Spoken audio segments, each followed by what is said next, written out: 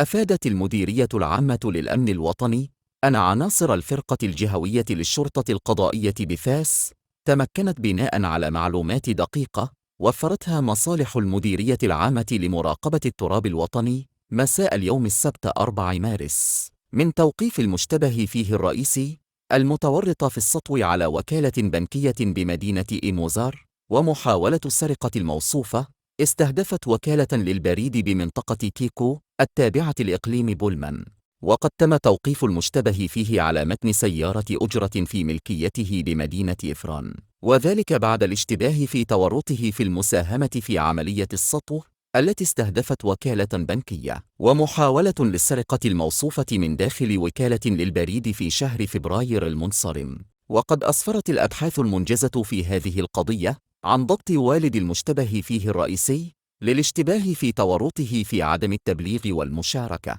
كما مكنت إجراءات التفتيش من حجز بندقيتي صيد ومجموعة من الخراطيش النارية، علاوة على سيارة خفيفة وسيارة رباعية الدفع يشتبه في اقتنائها من عائدات عملية السرقة.